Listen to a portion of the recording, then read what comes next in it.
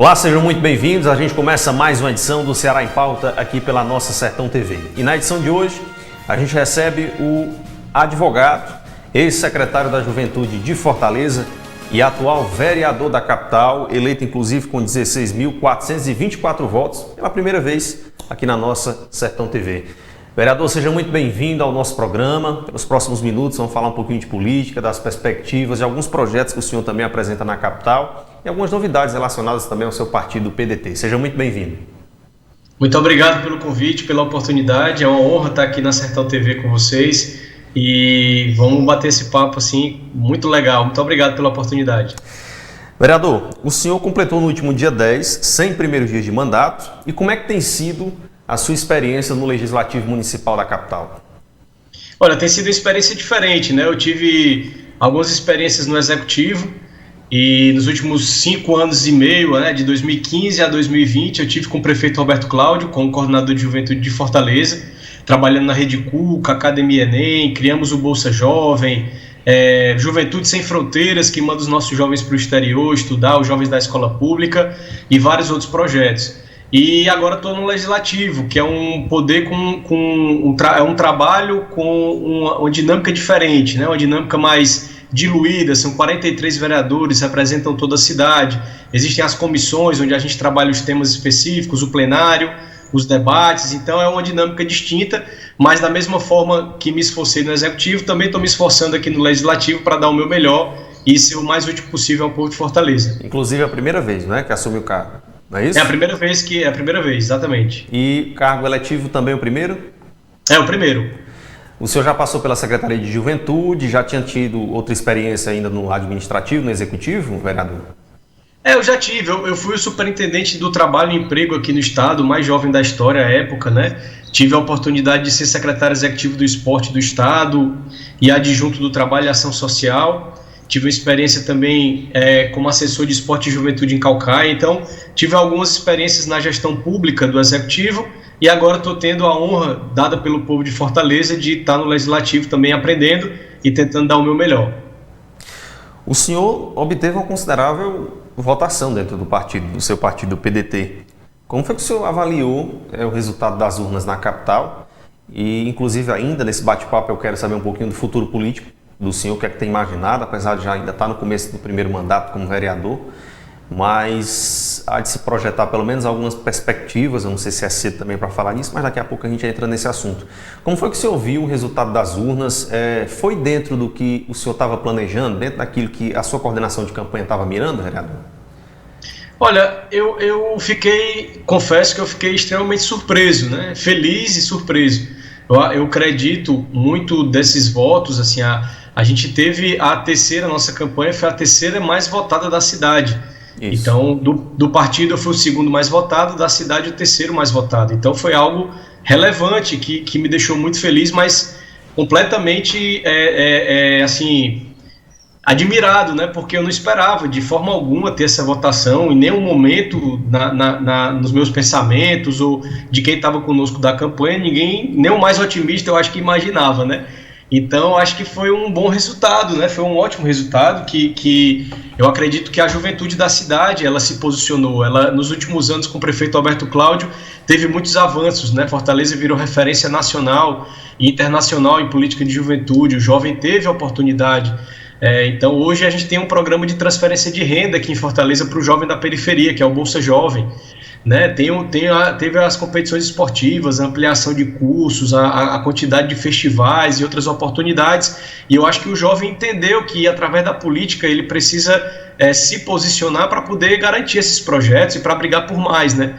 E esse tem sido o meu esforço, tentar todo dia honrar os votos que me foram confiados, a confiança do partido, do próprio prefeito Roberto Cláudio, que foi o grande motivador, entusiasta da candidatura. Eu não pensava em me candidatar, e ele me motivou desde o primeiro momento. Então eu sou grato e eu tento retribuir isso com um trabalho, muito trabalho, que é o que eu tenho feito nesses primeiros 100 dias aí na Câmara. O senhor fala na questão de candidato, mas o senhor já disputou inclusive uma para deputado estadual, não foi isso? Foi, eu sou da juventude do PDT desde 2008, foi o meu primeiro partido. Eu era do movimento estudantil da UFC, fui do Diretório Central dos Estudantes, fui do Centro Acadêmico do Direito da UFC, que eu tenho muito orgulho e também muita saudade, né? Foi uma época muito boa. E acabei me filiando ao PDT, eu estudei os partidos, à época o PDT era oposição a tudo, era um partido até pequeno aqui no estado do Ceará, e eu resolvi me filiar ao PDT pelas bandeiras da educação, pela história do trabalhismo, do Brizola, do Darcy Ribeiro, enfim, essa história que o PDT traz consigo. Então foi uma escolha livre e desimpedida pelas bandeiras e pela história do partido. Então tive a honra de representar a juventude do partido já como candidato a deputado estadual em outras eleições. E foi uma grande experiência também, foi uma experiência muito boa de se ter, e eu aprendi muito com isso. O senhor acredita que pela experiência agora que teve no Legislativo, está no seu primeiro mandato, pouco mais aí de 100 dias já, o senhor acredita, o senhor se vê na realidade na política por mais tempo, a julgar por esse começo aí de mandato, vereador? Olha, eu não faço da política um meio de vida, né? Assim, eu não pretendo, não tenho. Eu acho que política é vocação. Para mim é vocação. Eu sempre tive desde pequeno e tento exercer essa vocação. E quando estava no movimento estudantil, acabei entrando no centro acadêmico e no diretório central por acaso, né? Nunca foi iniciativa minha, nenhum plano para concorrer à eleição e tal. As coisas foram acontecendo e quando eu me formei, eu tomei a decisão de não mais renegar essa vocação que eu acredito que tenha. Então, por isso que resolvi me filiar a um partido político, depois que me formei no direito e saí do movimento estudantil. E, da mesma forma, também trabalho para tentar contribuir. Foi assim nas experiências que tive, né? Peguei gosto pela gestão pública, é algo que você pode, de fato, transformar a vida das pessoas com uma boa política pública, né? Então, acho que as coisas elas devem acontecer, até porque a política ela depende de muitos fatores, né? Então você precisa também ter aceitação popular, você precisa defender ideias que o povo aceite. Então eu não sei se eu vou ter mais tempo ou menos tempo, ou eu vou fazendo o que eu acredito, vou lutando pelo que eu acredito e as pessoas vão vendo e vão apoiando ou não. Enfim, eu quero ser útil, né? Então o meu esforço na política é para ser útil. E é o que eu estou tentando fazer, mas não sei te dizer se vou durar, se não vou, se vou ter, se não vou ter, isso aí não sei. Mas você ainda é novo, né? Ainda deve ter muitos futuros pela frente. Daqui a pouco, inclusive, eu quero que você responda o que você imagina do seu futuro. Mas o PDT, você acredita que ele está acreditando no seu nome também a possibilidade de uma renovação para, quem sabe, no futuro, voos um pouco mais altos, vereador? Olha, eu não sei, eu sinceramente eu faço o meu trabalho, né? Eu tento dar o meu melhor, eu tento pensar em ideias novas, eu tento transformar os locais onde eu estou, né? Eu acho que as pessoas têm que tentar dar o seu melhor e tentar mudar para melhor as coisas. A gestão pública, ela tem essa nuance, né? Então, você tem todo dia que acordar tentando fazer melhor do que o que você fez ontem. Na vida é assim, mas na gestão pública mais ainda. Então, toda gestão tem que tentar superar a outra. E eu acho que isso é importante, porque o beneficiado com isso é a população, né? O povo, é a coletividade. Então, meu esforço é nesse sentido, né? Então, eu faço o meu trabalho, eu me atenho a isso, a tentar aprender, né? Eu fico observando os mais experientes, as pessoas que estão há mais tempo, fico estudando também os modelos, os processos e tentando contribuir, tentando ser útil. Aí, se o partido, se tem alguma coisa ou vai ter, eu sinceramente eu não sei te dizer. E sempre fico focado no meu trabalho, que eu acho que é o que eu fui escolhido para fazer e além da minha obrigação, é o que eu gosto de fazer. Júlio, você hoje integra algum diretório do partido Fortaleza, Estado? Como é que está a sua situação dentro do partido? Eu sou da executiva municipal do PDT de Fortaleza. Integra a executiva. Com relação, já a gente entra na questão dos seus projetos, mas eu queria só tratar um pouquinho mais dessa questão de partido. Houve, propriamente da eleição, houve na eleição passada, pelo menos aqui no interior do estado, um considerável índice de renovação nas câmaras municipais. O seu nome, quer queira ou não, representa isso, porque é um cara novo, é um cara que, enfim, está entrando aí na disputa, conseguiu uma considerável votação e ocupando hoje uma das cadeiras na Câmara Municipal de Fortaleza. Como é que você avaliou esse cenário em relação à permanência de pessoas que já estão, a saída de nomes tradicionais para dar lugar a nomes como, por exemplo, o seu? Eu acho que é uma renovação que vem acontecendo nas últimas eleições, né? Cada vez mais há uma renovação no Legislativo, no Executivo também. Eu acredito que o efeito negativo do Bolsonaro como presidente, alertou as pessoas de que não vale a pena colocar uma pessoa sem experiência, uma pessoa que simplesmente fala as maluquices que quer e não tem nada para entregar, né? Então, acho que essa eleição de 2020 também privilegiou perfis que a população já conhecia com algum trabalho, já via algum serviço prestado. Eu acho que isso contou muito na eleição de 2020, né? Não, se você observar os resultados, não teve tanto aventureiro, assim, pessoas que fazem política só para falar mal do outro, né? Tem muita gente que faz isso, né? Vira um personagem... O extremismo, né, vereador? O extremismo, né? Só faz política para falar, para atacar, e na hora que você vai ver o que é que essa pessoa fez, né? Ela não tem nenhum feito assim para mostrar, né? Isso faz parte da política, mas eu acho que essa eleição de 2020 teve uma renovação considerável também, né? Como a de 2018, mas as pessoas optaram por serviço prestado, por quem já tinha algum serviço ou por alguém que eles poderiam confiar que fosse renovar, mas com alguma coisa para ser feita de fato, né? Então, acho que foi por aí, eu avalio, que teve esse impacto na eleição de 2020.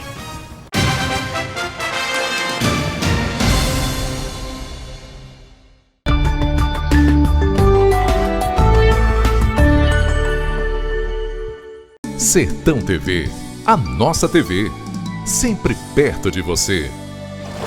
Olá pessoal, sou Ariane Vasconcelos e estou ligada na Sertão TV, a mais nova TV do Ceará, que tem uma programação diferenciada para lhe proporcionar o melhor conteúdo. Eu também sou Sertão TV. Sertão TV, feita para você. Com o Brisa Play você garante a sua diversão. Tem acesso a milhares de conteúdos para agradar toda a sua família direto no seu celular. Assista onde e quando quiser, sem acréscimo na mensalidade. Baixe agora o app e aproveite. Brisa Play é BrisaNet, levando o mundo até você. A Cocalc sabe que a pandemia ainda continua e é por isso que continua reforçando seus protocolos sanitários. Neste período difícil de crise, a Cocalc se preocupou na manutenção de empregos, ofereceu oportunidades e manteve seu propósito de aquecer a economia da região. É assim, com compromisso e pensando em iniciativas coletivas, que vamos vencer a pandemia. Essa é a Cocalc, uma empresa da gente. Nossa arte, cultura e nossa gente, vistos e apresentados por quem vive o dia a dia e é apaixonado por esse mundo que é o sertão. Bem-vindos ao Sertão para Ser do Ceará. www.sertãoparaserdocceará.com.br. Conheça e encante-se.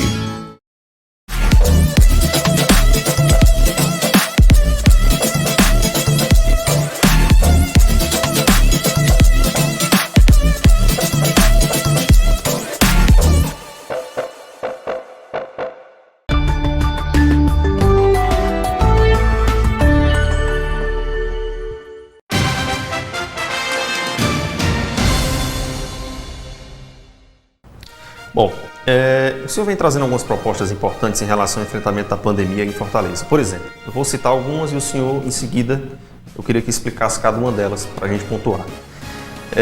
O senhor criou o Fundo Municipal Emergencial de Imunização à Covid, que tem como objetivo auxiliar a gestão municipal, emenda que resguarda benefícios para a aposentadoria de servidores públicos que trabalharem na linha de frente. Tem também a solicitação à inclusão de todos os trabalhadores que exerçam atividades externas essenciais no grupo prioritário do Programa Emergencial de Vacinação. E Vacinação Solidária, que foi um projeto de lei que institui a campanha de incentivo à doação de alimentos no ato da vacinação. Vamos pontuando? Fundo Municipal, vereador. O fundo é uma iniciativa para facilitar, quando legalmente possível, o município adquirir as vacinas e todo o material necessário para a imunização, né? Isso permite, o fundo permite, por exemplo, que se possa fazer uma campanha de arrecadação de recursos, né? Fortaleza, na minha conta, tem 2.600.000 habitantes, né? Já foram totalmente vacinados 370 mil, né? Com primeira e segunda, não, com primeira dose, segunda dose foi menos, 137.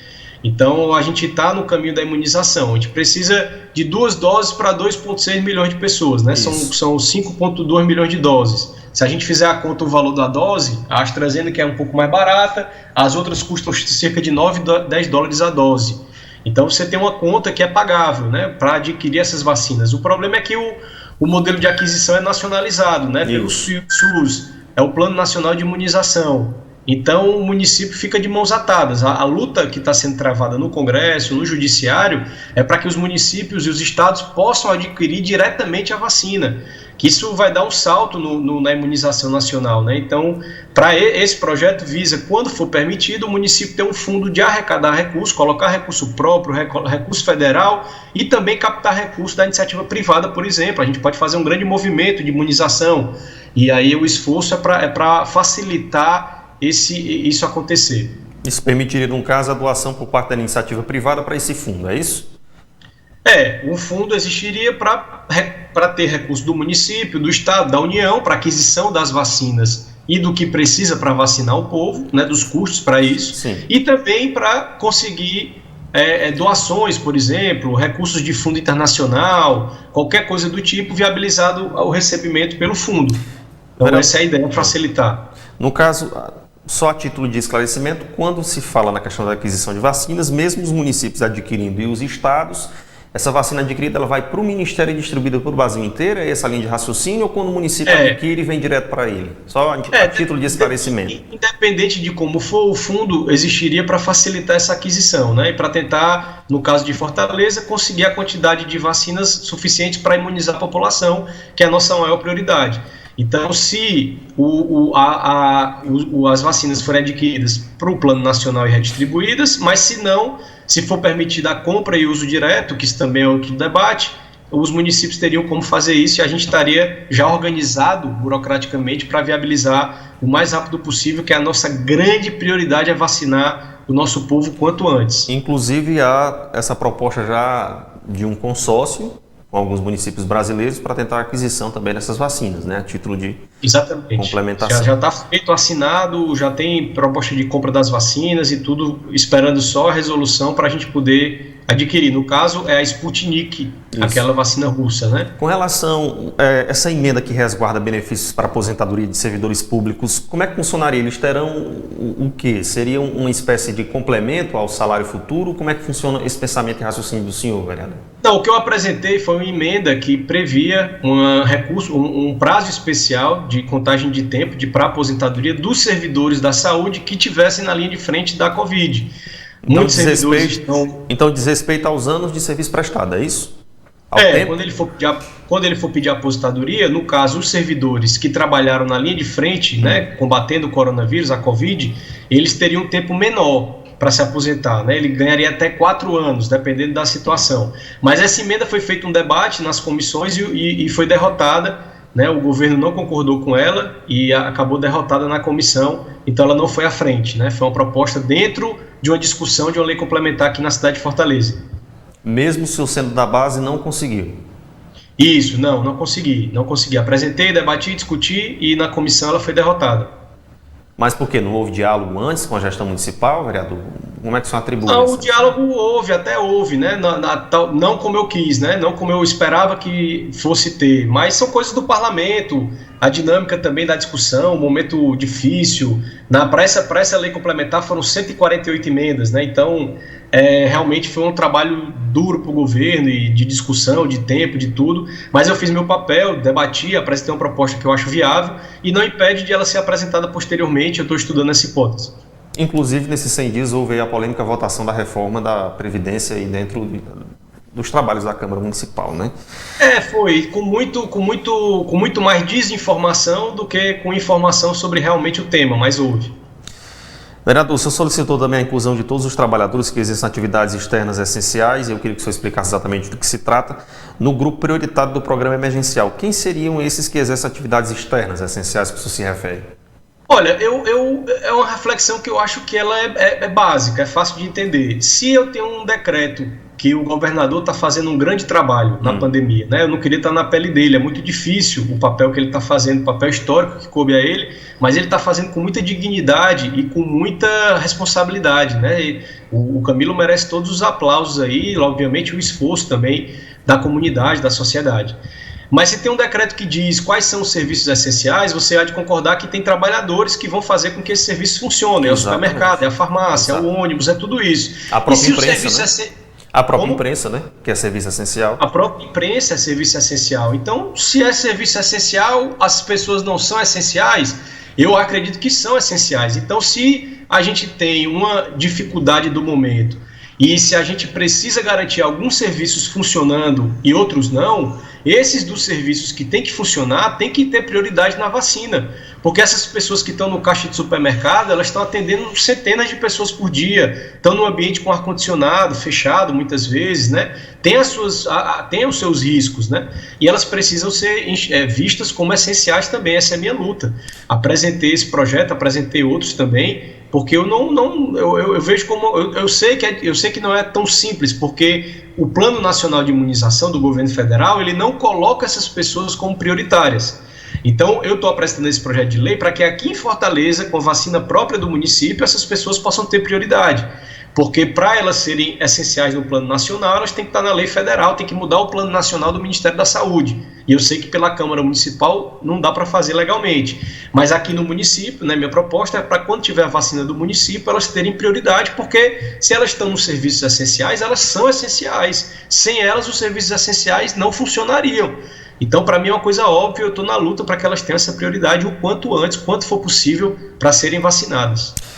Juridicamente falando, para o pessoal que está nos assistindo, só para entender, mesmo o município tendo uma lei municipal que, por exemplo, coloque os garis, que são serviços essenciais para limpeza urbana, nas fases de vacinação, isso não estando dentro do Ministério, do que estabelece o Ministério da Saúde, é permitido o município mesmo assim colocar essas pessoas, vereador? O senhor já estudou isso juridicamente falando?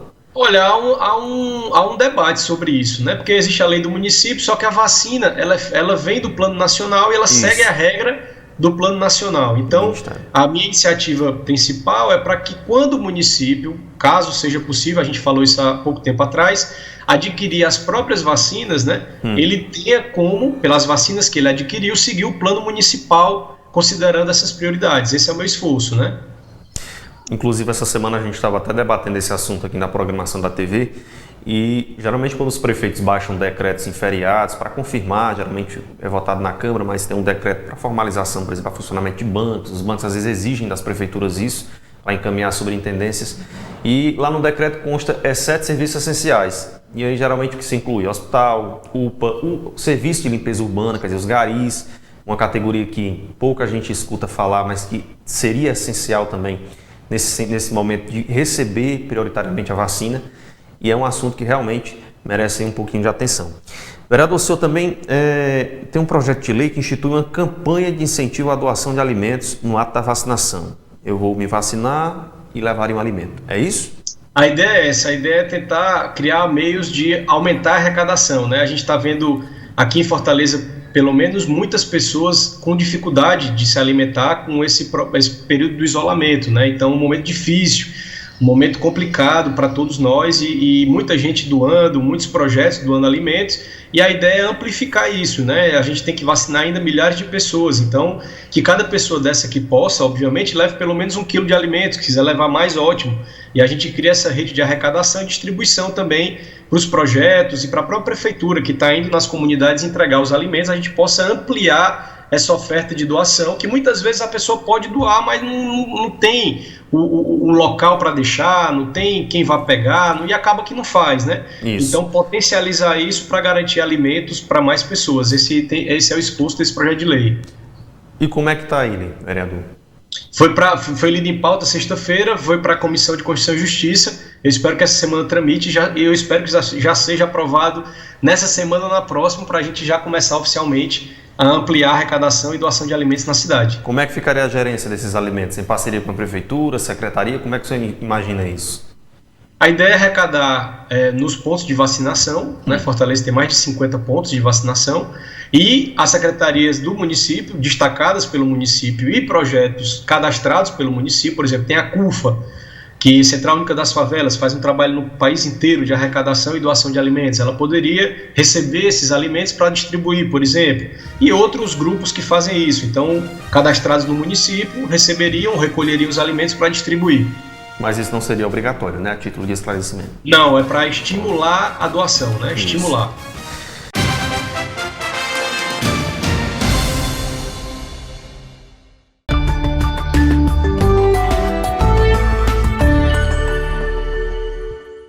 Sertão TV, a nossa TV, sempre perto de você.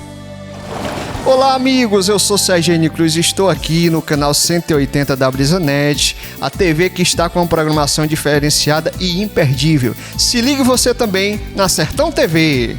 Sertão TV, feita para você.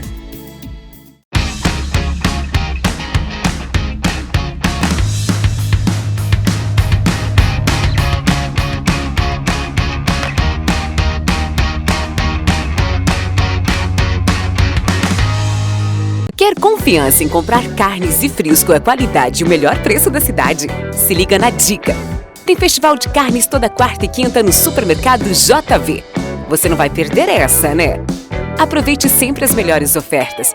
Pensou em carnes? Vem pro Supermercado JV, uma economia para você. Rádio Campo Maior. Informação. Música. E participação popular. Reunidos com o padrão 840. A sua AM preferida. Não dá pra mudar. A Cocalc sabe que a pandemia ainda continua e é por isso que continua reforçando seus protocolos sanitários. Neste período difícil de crise, a Cocalc se preocupou na manutenção de empregos, ofereceu oportunidades e manteve seu propósito de aquecer a economia da região. É assim, com compromisso e pensando em iniciativas coletivas, que vamos vencer a pandemia. Essa é a Cocalc, uma empresa da gente.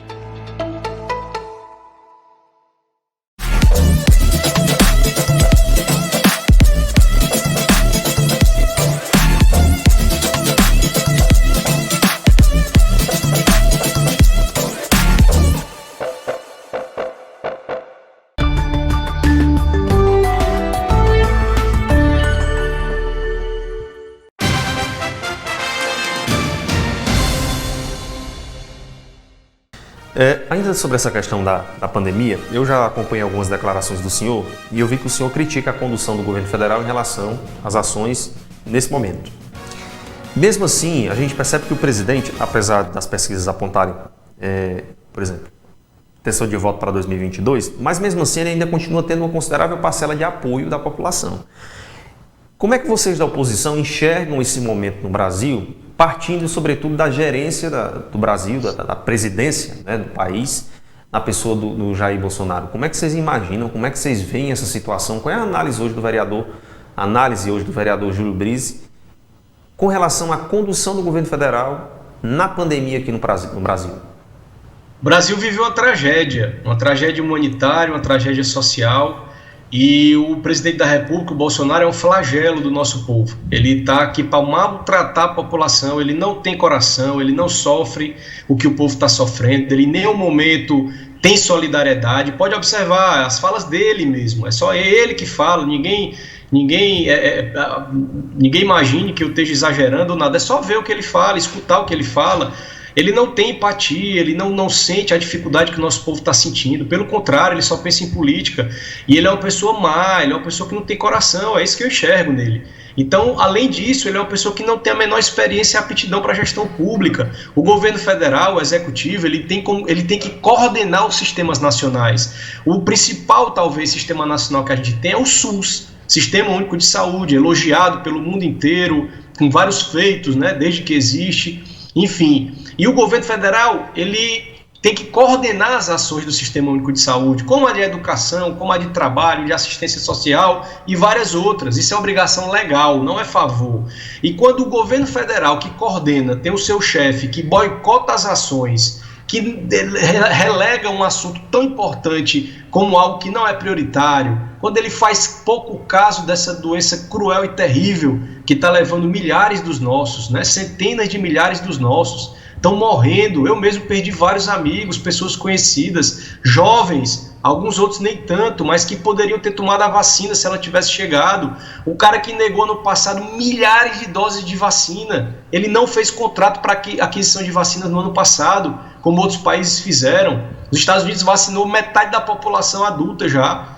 Israel também, estão rumando aí já para nem usar mais máscara. Agora, em abril, e a gente ainda está patinando, 12% das pessoas receberam a primeira dose, é quase nada, além da quantidade de absurdos que esse cara faz, de crimes que ele comete, de colocar o aparato estatal para proteger os filhos, investigado em corrupção. O filho na cara dura compra uma mansão de 6 milhões de reais em Brasília, né? Senador da República, os outros filhos, enfim, é uma situação assim triste, trágica. Nunca se teve tanta miséria e fome no país como agora. É uma situação de insegurança alimentar altíssima.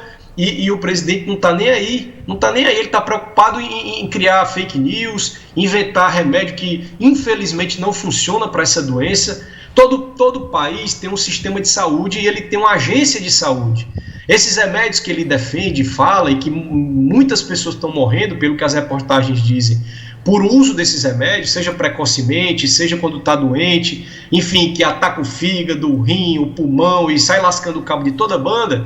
Esses remédios aí precisam ser aprovados pelas agências de saúde. Os Estados Unidos têm uma agência, a União Europeia tem outra, o Brasil também tem a Anvisa, todo país tem. Procure um país no mundo que a agência de saúde diga que tem que usar esse remédio para Covid. Procure não tem. Os Estados Unidos, a agência americana, ela diz para não usar, ela proíbe o uso. Na União Europeia também. Tem nota oficial, não serve para a doença, não serve. Fabricante diz a mesma coisa, não serve para essa doença, para a Covid. E ele continua dizendo, entendeu? Entregando uma falsa promessa. Isso aí as pessoas acabam, quem segue ele acaba acreditando, acaba defendendo o remédio, né? Vira uma militância a favor de um remédio. Quando é que a gente já viu isso no país? Militância contra a vacina, porque vem da China, e militância a favor de remédio, como se salvasse a doença, que infelizmente não cura a doença. Esse é o fato. Se curasse, estava todo mundo usando, ou não estava? Estava todo mundo usando, mas não cura, infelizmente, né? Então,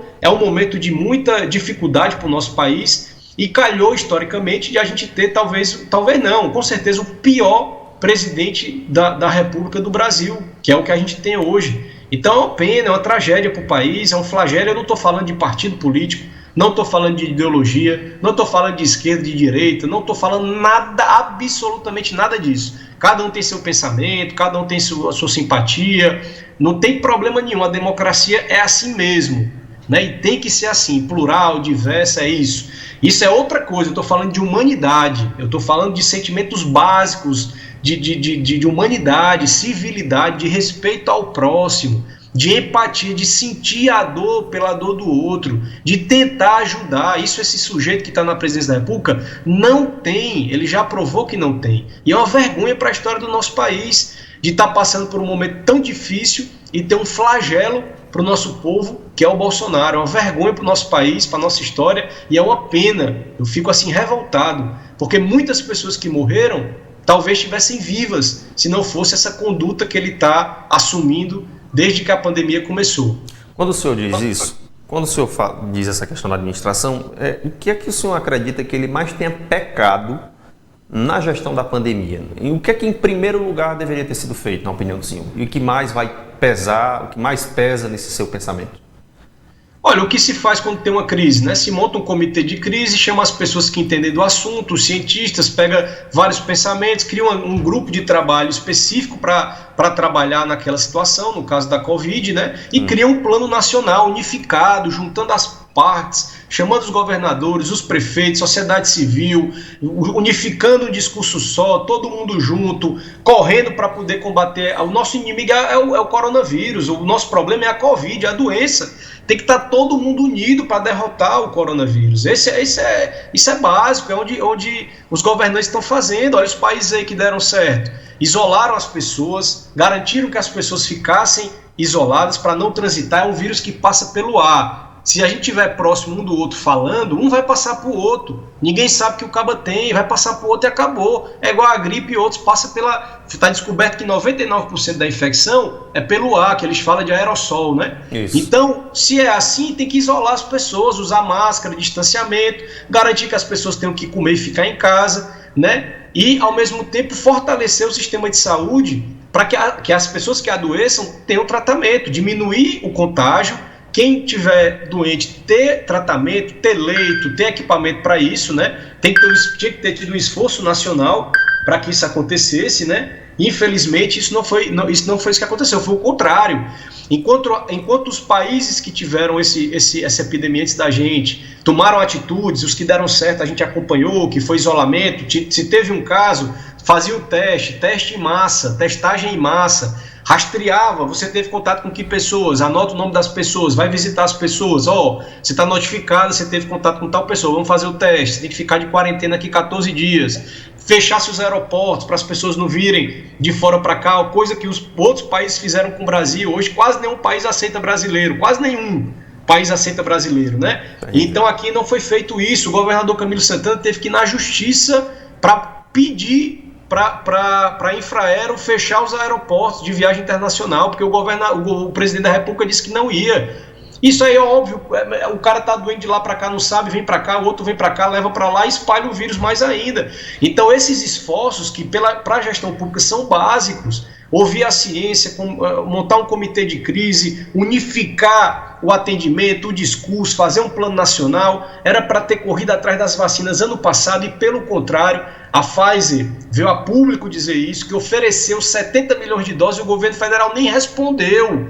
E ele depois em público disse que não compraria, porque tinha uma cláusula contratual que se a pessoa virasse jacaré, a culpa não era dele, né? Então, assim, coisas assim malucas, coisas inadmissíveis para a gestão pública, né? Assim, é um escândalo sem tamanho que a gente está vivendo no país. Então, eu acredito que teria que ter sido feito o contrário do que ele fez, né? Não defender remédio precoce que não tem comprovação científica, causando aí doença e problema para milhares de pessoas que acreditaram nele, né? Enfim, uso da máscara, isolamento, atendimento, recurso para as pessoas ficarem em casa. Enfim, eu acho que ele fez o que não deveria ter feito. Com relação inclusive agora tem uma CPI que foi aberta no Congresso Nacional, mesmo ele tendo maioria no Congresso, né, ele tem maioria no Congresso, e foi aberta uma CPI, tamanho o problema da condução dele na pandemia, para investigar os atos do governo federal, especialmente motivado por aquela situação do Amazonas, que foi terrível, faltou oxigênio, né? Enfim, aí a história você já sabe e é trágica. Com relação a esse assunto, vereador, com relação a esse discurso que ele adota também contra os governadores e os prefeitos que tomam decisões de adotar isolamento social rígido. É o caso do estado do Ceará, inclusive o decreto prorrogado, iniciou agora a abertura da atividade gradual, de forma gradual da economia, e ele sempre adota o discurso: quem fez você perder o emprego não fui eu, foi o governador, foi o prefeito da sua cidade, então cobre eles. Como é que vocês rebatem esse tipo de discurso e como é que está esse embate na Câmara Municipal com os bolsonaristas? Olha, esse é discurso de quem é covarde, de quem é frouxo. É o caso dele, ele é frouxo e covarde.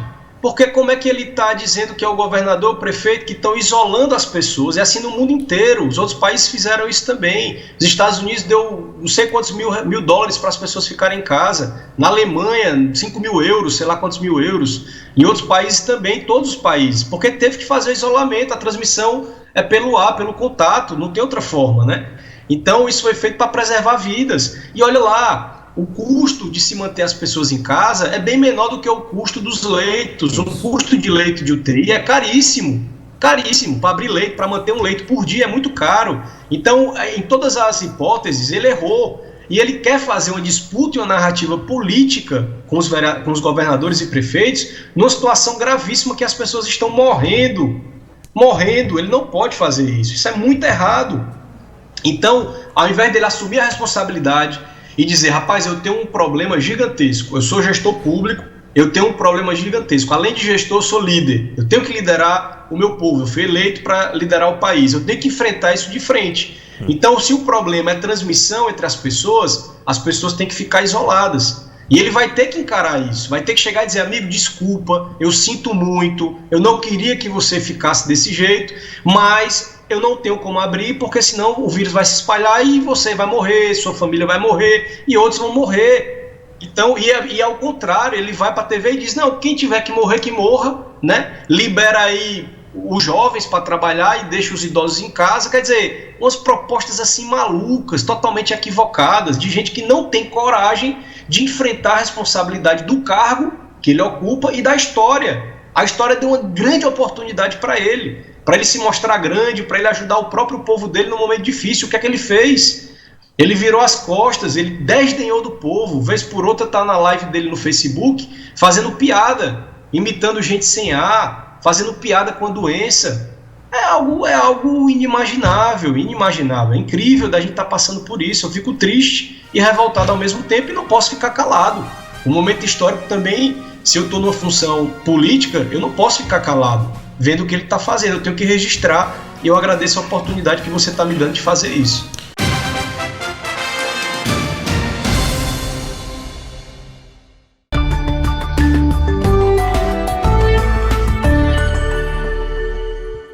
Sertão TV, a nossa TV, sempre perto de você. Oi, eu sou a Milene Dott e eu estou na Sertão TV. Leve a mais nova TV para sua casa e desfrute de um conteúdo que é feito para você. Sertão TV, feita para você. Nunca fomos tão conectados e com velocidades tão rápidas. Só a BrisaNet conecta você com a internet 100% fibra ótica de 400 MB mais fixo por apenas R$ 99,90. Instalação inclusa. BrisaNet, conectada com você. A necessidade de ressignificar momentos se tornou ainda mais necessária agora.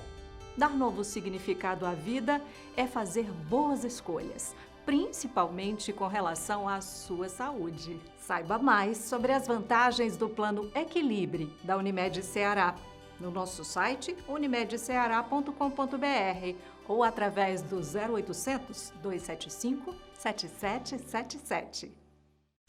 Esta é a Canudos FM 106,7, emissora pertencente à Fundação Canudos, integrante do Sistema Maior de Comunicação. Canudos FM, aqui fica.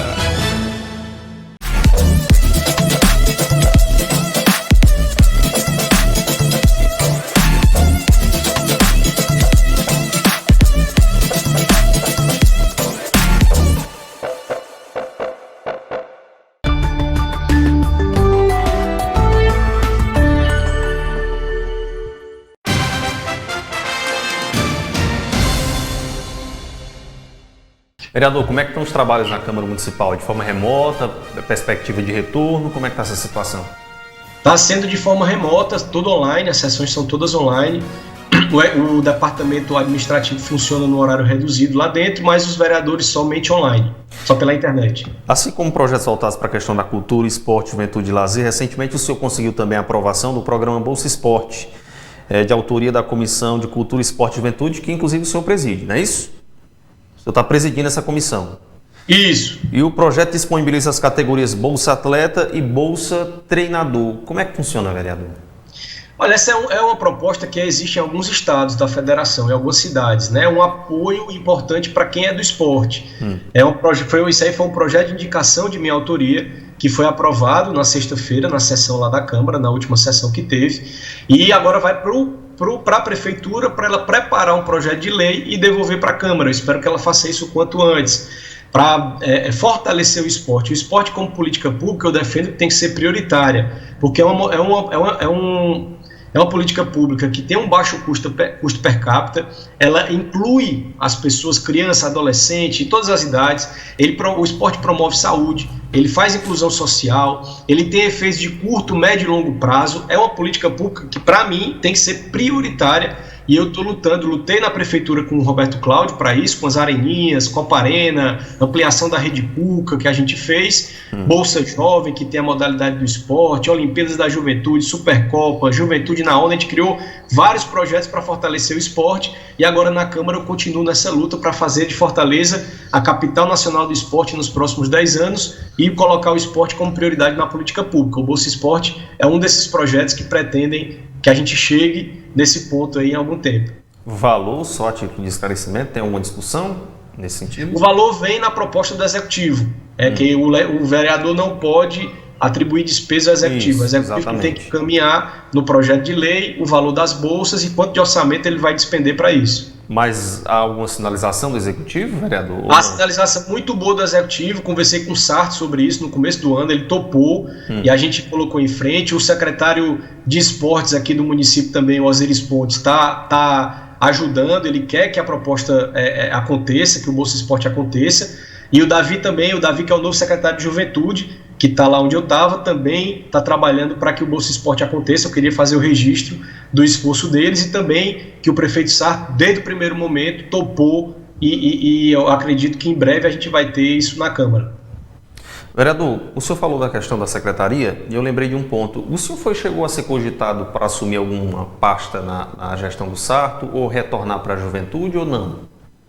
Olha, eu fui eleito para estar lá na Câmara, então desde o primeiro momento eu tinha consciência de que meu lugar era na Câmara Municipal. Em nenhum momento criei expectativa ou esperei nada disso, né? Se ele pensou não, aí talvez tenha que perguntar para ele, eu não sei, ou para o partido, eu não sei, mas da minha parte eu sempre tive a consciência de que meu papel nesse momento é no Legislativo, para onde eu fui eleito, e estou lá como líder do PDT, né, que é a maior bancada na Câmara dos Vereadores, um grande desafio para mim, estou aprendendo lá, mas uma ótima oportunidade de aprender, e também estou na Comissão de Cultura, Esporte e Juventude como presidente também, tentando contribuir, e também na Comissão de Saúde e Seguridade Social. Ok, com relação à licença, há algum entendimento no partido para que vocês que estão titulares do PDT deem vaga para os suplentes ou ainda não foi discutido isso, vereador? Olha, comigo nunca foi discutido. O que eu sei é que foram chamados o Elpídio para ser secretário de Cultura, o Iraguaçu está lá na FUNCI, que foi outro suplente, né? O Elpídio é titular e assumiu um suplente. O Raimundo Filho vai para o regional também, aí entra outro suplente. E eu sei que são 3, né? Então, isso aí já está feito, inclusive, está encaminhado, né? Mas outra coisa eu estou por fora. E como é que está o relacionamento do senhor com o prefeito Sarto, politicamente falando? Olha, o Sarto é um cara que tem uma história na política extensa já, né? Foi presidente da Câmara, foi presidente da Assembleia, agora prefeito, um cara experiente, inteligente, poliglota, fala várias línguas. Então é um cara que tem toda a condição de fazer uma grande gestão e eu me dou bem com ele, eu admiro ele, é um cara inteligente, um cara preparado, um cara do diálogo, e eu estou na Câmara para ajudar o município e obviamente eu espero que a gestão dele seja a melhor possível, né? Que ele supere as metas, os resultados das gestões anteriores e a nossa cidade só possa crescer. Da minha parte, toda boa vontade, diálogo, abertura para contribuir para a cidade e obviamente para que a gestão dele possa ter o melhor resultado. Com relação aos desafios da capital, e quando o senhor tiver que cobrar, o senhor é da base, é do PDT, mas quando o senhor tiver que cobrar, como vai se portar o vereador Júlio Brise nesse mandato?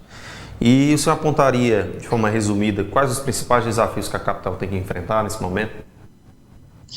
Olha, eu tenho a minha postura sempre na minha vida política, né, foi sempre baseada em causas, né, em propostas, em coisas que eu acho que são importantes de defender, valores, né, então...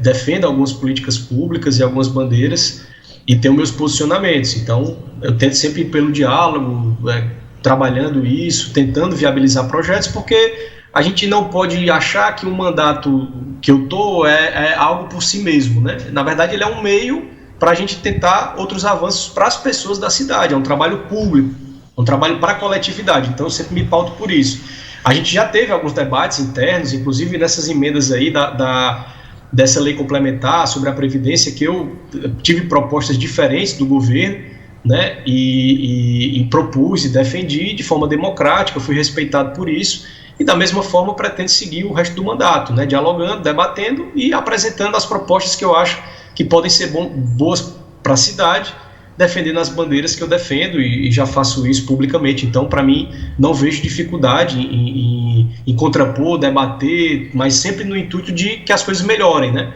Então, esse é o meu papel e eu tento contribuir dessa forma. A outra pergunta...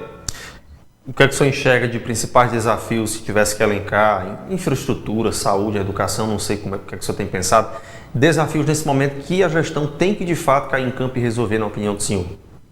Olha, é um desafio gigantesco, viu? É um desafio histórico, um desafio de todas as áreas. A gente está passando por essa pandemia, com isolamento, a receita do município diminui, a despesa aumenta, principalmente na saúde. Quando a despesa da saúde aumenta e o município tem aportado muito recurso na saúde, as outras áreas ficam, de certa forma, com menos recursos, porque o bolo é um só, né? A receita é uma só e ela está diminuindo. Então, é um momento delicado, difícil da gestão.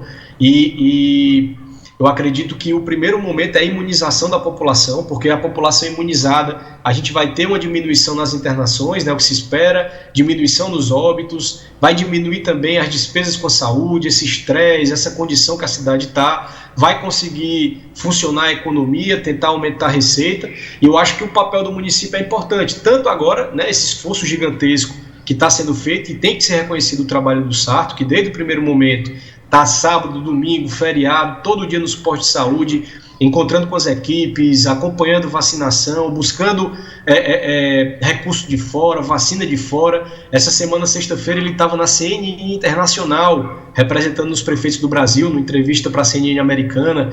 Então, o Sarto está fazendo um trabalho que é um momento difícil e ele está se esforçando muito e dando o melhor dele para a cidade. Essa é a nossa principal prioridade, a pandemia e a imunização do povo, para a gente poder passar para outras coisas. E eu acredito que a retomada econômica, a gente vai precisar de uma atenção especial para os setores econômicos, né? Ouvir os setores econômicos, eu acho que pode ser um bom momento para a cidade melhorar seus processos, diminuir a burocracia, facilitar o funcionamento das atividades, diminuir a quantidade de tempo, de prazo, de papel para conseguir as coisas. Fortaleza avançou muito e tem um modelo que é o Fortaleza Online, que é exemplo para o Brasil, mas ainda tem muita coisa que dá para ajeitar, que pode melhorar, né? E acredito que também vai ter que ter um investimento e uma visão do município para a gente poder garantir inserção produtiva, principalmente para os jovens, né? Os jovens sofrem muito em qualquer crise, nessa crise não é diferente. Então, o desemprego, a falta de escolas, as escolas estão fechadas, as faculdades, para quem faz, está EAD, né? Não é presencial, o nível de aprendizado cai, isso é comprovado. Então, a gente tem que ter um esforço grande, união, para poder vencer os desafios que vêm pela frente. Vencer a pandemia, imunização, retomada econômica e a nossa inserção social e de trabalho também para a juventude e para a população como um todo. O senhor está hoje na mais importante Câmara Municipal do Estado, que é a da capital. Quer queira ou não, a Câmara Municipal é uma espécie de trampolim para muitos, para chegar à Assembleia Legislativa do Estado. Como é que o senhor tem imaginado seu futuro político? Júlio Brise pode ser, quem sabe, um pretenso candidato aí do PDT a deputado estadual. Como é que você se imagina no futuro e o seu futuro politicamente falando, propriamente? Olha, eu sinceramente, eu estou muito focado no trabalho aqui, eu estou numa fase de aprendizado, né? Saber como é que funciona a Câmara, eu fico aprendendo aqui todo dia, então não está sendo algo tão simples, né? Eu estou me esforçando para aprender, da mesma forma que eu não tracei a meta de ser vereador, nem briguei por isso, as coisas aconteceram, né? Baseado no trabalho e enfim, na conjuntura política, eu também espero que o que for, o que tiver que ser para frente vai ser. Eu não, sinceramente, não estou com nenhum plano de me candidatar próximo ano. Eu acho que isso é uma coisa que o tempo vai dizer e também a dinâmica da política. E estou focado aqui no meu trabalho, em contribuir com a cidade de Fortaleza e com um debate político também que transcende o município, né? Ele acaba que é nacionalizado, ou até mesmo as políticas do Estado, e tenho me esforçado para isso nesse momento. Confesso para você que não tem nenhum plano nesse sentido para o próximo ano. E qual é o maior peso para decidir isso? Depende de quê, na opinião do senhor? Uma decisão eu acho do que partido? Depende de muita coisa, né? Okay. Primeiro depende do povo querer. Isso aí é o principal, né? Se o povo não quiser, não adianta. Segundo, depende do partido, depende da conjuntura, depende da chapa que for montada, depende se tem condição ou não, depende se as bandeiras que eu defendo já estão representadas ou não. Então, assim, eu defendo, Bolsa Jovem, é uma política que a gente pode levar para o estado inteiro. Né, o Cuca, a gente tem que montar o Cuca, ou equipamento desse tipo, em áreas das regiões do estado do Ceará, dá para levar, né, através da inclusão do esporte e cultura. A gente tem em Fortaleza esse caso, os números mostram isso, né, o desempenho, a inclusão da juventude, a segurança, a possibilidade de inclusão social, que aí tem vários benefícios para a comunidade. Então a gente precisa ampliar isso para o estado do Ceará. Isso é uma luta que não é só minha, não depende da minha candidatura em si, mas é uma luta que tem que ser da própria juventude do estado do Ceará, né? Ela tem que entender que é possível, da mesma forma que as Areninhas chegaram, um projeto criado aqui em Fortaleza, a gente pode levar outros projetos para outras cidades do estado, né? Imagina o jovem de Quixeramobim, que é uma das minhas cidades do coração, está recebendo o Bolsa Jovem, está recebendo uma bolsa para poder fazer as atividades que já faz, da cultura, por exemplo. O jovem que é da música vai receber uma bolsa para estudar música. O jovem que é do teatro também. O jovem que é do esporte, que é do futebol. A gente conseguir criar o Bolsa Esporte também a nível estadual para os treinadores e ampliar para os atletas de rendimento, de alto rendimento. Então a gente vai ter atleta aí, vai ter treinador da comunidade aí, do distrito, que tem escolinha de futebol, que treina equipes para competição, que também vai poder ter um apoio financeiro. Então, esses projetos a gente pode estadualizar, mas tem que ser uma demanda, tem que ter um desejo, um apoio das próprias pessoas, né? Então, eu milito por causas e a estou defendendo, né? Esse tem sido meu esforço e continuará sendo. Vereador, queria agradecer a disponibilidade do senhor em ter participado do nosso programa pela primeira vez aqui no Ceará em Pauta e dizer que é um prazer imenso contar com a sua participação, desejar sucesso, está no começo de mandato, primeiro inclusive na Câmara Municipal, mas que Deus lhe abençoe e que o senhor tenha aí um produtivo mandato. Muito obrigado pela presença. Agradeço, muito obrigado pela oportunidade, muito feliz de estar aqui na Sertão TV, no Ceará em Pauta, e também com você, que eu admiro muito sua postura, seriedade, eloquência, faz um grande trabalho, acompanho sempre, e parabéns, fico à disposição, e um abraço para todos do Quixeramobim e do nosso sertão. Obrigado, vereador Júlio, a você também que nos acompanhou em casa, nosso muito obrigado pela audiência, e até a próxima semana.